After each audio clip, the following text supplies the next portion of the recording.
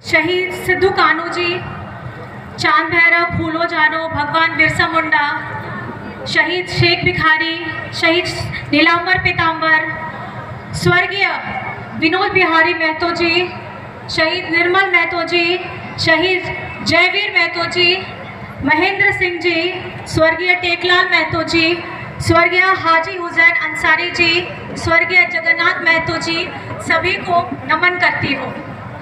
और मंच पे उपस्थित हमारे माननीय मंत्री मिथिलेश ठाकुर जी, दर्जा प्राप्त मंत्री श्री फागू बेसरा जी, माननीय विधायक मथुरा महतो जी, माननीय विधायक सुदिव्य कुमार सोनू जी, माननीय सांसद श्रीमती महुआ माझी जी, श्री संजीव बेदिया जी, कमल नयन जी, विनोद किस्को जी, नीलकंठ महतो जी, राजकुमार महतो जी, गुरु गौरव पटेल जी, सोनाराम मांझी जी, मोहम्मद इजहार अंसारी जी, दिलीप वर्मा जी, संजीव सिंह जी और तमाम सामने बैठा हर एक जन जो झारखंड मुक्ति मोर्चा से जुड़ा हो चाहे ना जुड़ा हो, इस मैदान में उपस्थित सब एक एक जन को मेरा फूल जोहार है।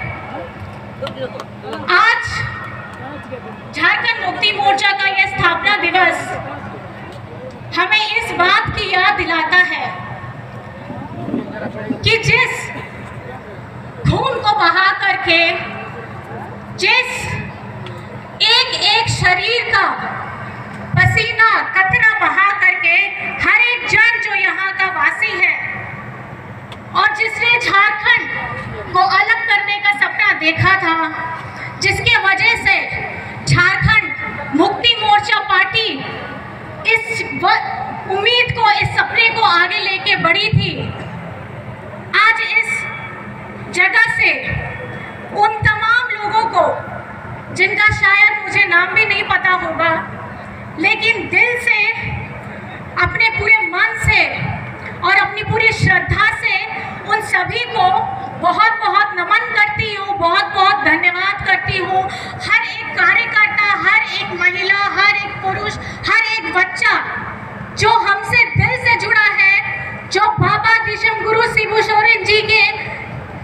आदर्शों से जुड़ा है, हर एक को विचार, हर एक को सोच जो हमें आपस में जोड़ती है, उन सभी को मेरी तरफ से और हेमंत जी की तरफ से बहुत बहुत जोहार है। आज सबसे पहले अपनी बातों को शुरू करने से पहले मैं यहाँ तमाम जितने लोग यहाँ बैठे हैं, बुजुर्ग बैठे हैं, माताएं बैठी हैं, बहनें बैठे हैं, छोटे छोटे बच्चे बैठे हैं, आप सभी से पहले मैं माफ़ी मांगना चाहती हूँ कि आप लोग सुबह से तपती धूप में बैठते हुए हम सभी लोगों को सुनने के लिए और खास करके मुझे सुनने के लिए यहाँ पे इंतज़ार कर रहे थे। लेकिन मैं बहुत माफ़ी मांगना चाहूँगी, उसमें एक और चीज़ जोड़ना चाहूँगी। हफ्ते में सिर्फ एक दिन होता है हेमंत जी से मिलने के लिए और कहीं ना कहीं वो दिन आज का हो गया। तो मुझे ये लगा कि सबसे पहले मैं हेमंत जी के पास ज़रूर जाना चाहूँगी।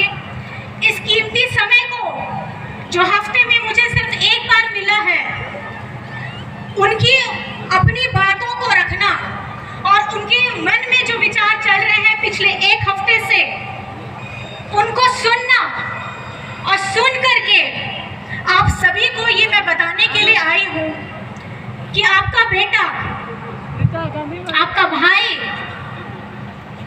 आपका दोस्त, आप जिस भी रिश्ते से उनको मानते हैं, यही कहना चाहते हैं कि आप उन्हें थोड़ा माफ कर दीजिए। माफ इसलिए कर दीजिए कि उनका जो सोच था झारखंड में 2019 आपके जनादेश मिलने के बाद आपने उन्हें वो जगह बैठाई, उन्हें वो ताज दिया कि आपके हर एक वर्ग के लिए वो काम कर सके। लेकिन पिछले 2 महीने से वो जेल के अंदर है। सजा क्या है? सजा सिर्फ हेमंत जी को इसलिए दिया गया है क्योंकि वो अपने गरीब जनता के लिए काम करना चाहते थे। उनके सारे के सारे कार्यक्रम जन कल्याण के लिए होते थे। आपका कोई भी वर्ग हो, स्टूडेंट हो, महिला वर्ग हो, बुजुर्ग हो, आप अगर देखेंगे यहाँ पे पूरी लड़ी लग जाएगी सारी योजनाओं की जो पूरे झारखंड में धरातल में सब जगह में फैलाई गई है। और ये सिर्फ पिछले 4 सालों में पूर्ण बहुमत आने के बाद, हमारे गठबंधन के आने के बाद और आप लोगों के आशीर्वाद के बाद ये हुआ था। लेकिन हमारे जो तानाशाह लोग बैठे हैं, केंद्र में बैठे हैं, उनको कतई पसंद नहीं आता है कि कोई भी आदिवासी, दलित, अल्पसंख्यक, वंचित समाज से अगर उभरता हुआ कोई आदमी आ रहा है और अपने झारखंड के विकास के लिए काम करना चाहता है तो इन लोगों से बर्दाश्त नहीं होता है। झारखंड में पहले भी सरकारें नहीं है, लेकिन सबसे ज्यादा सरकार जो समय लिया है वो भाजपा ने लिया था।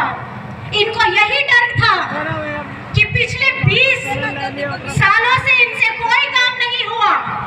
आज एक आदिवासी मुख्यमंत्री आके बैठ गया है, अरे ये तो बोका है, इससे कुछ ना होगा।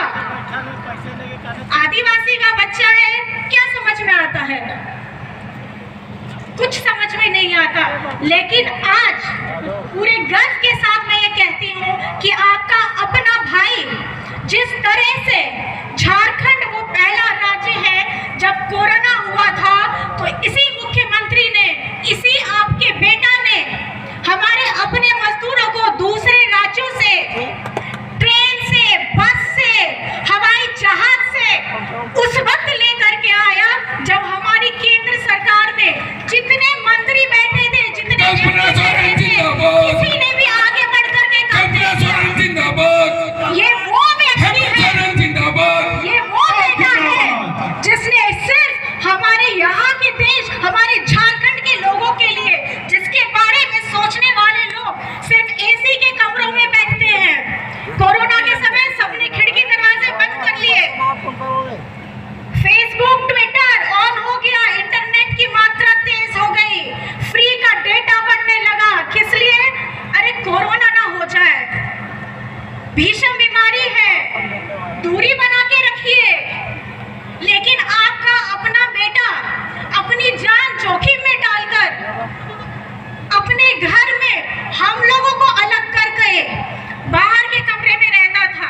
किस लिए रहता था? सिर्फ अपने लोगों के लिए जो बाहर से आ नहीं पा रहे हैं, उनकी मदद के लिए।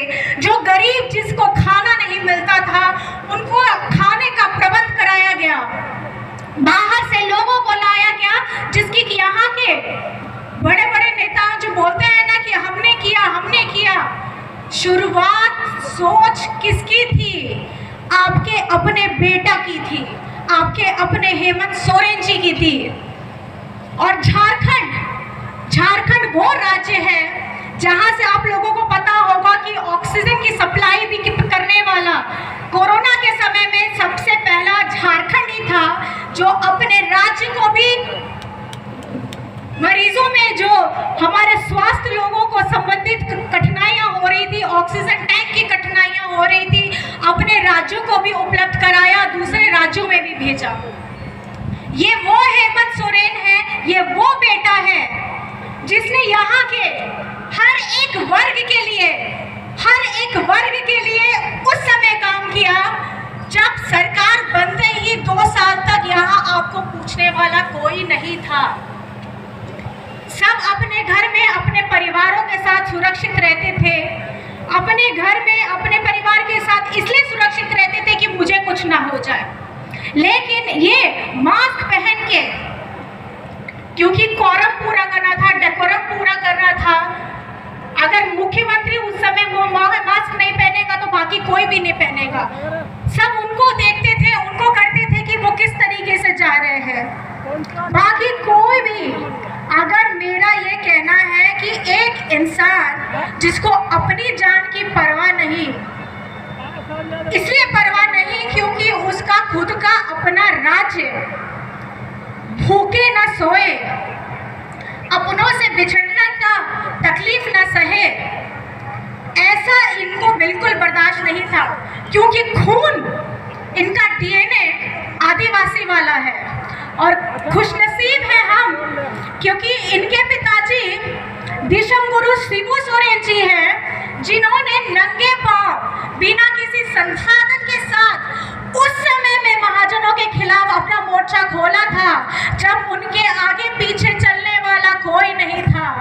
बहुत छोटी सी उम्र थी, 15-16 साल की उम्र रही होगी, जब उनके पिताजी को शरीर से एकदम काट करके रख दिया गया, क्योंकि वो अपनी आवाज को बुलंद करते थे।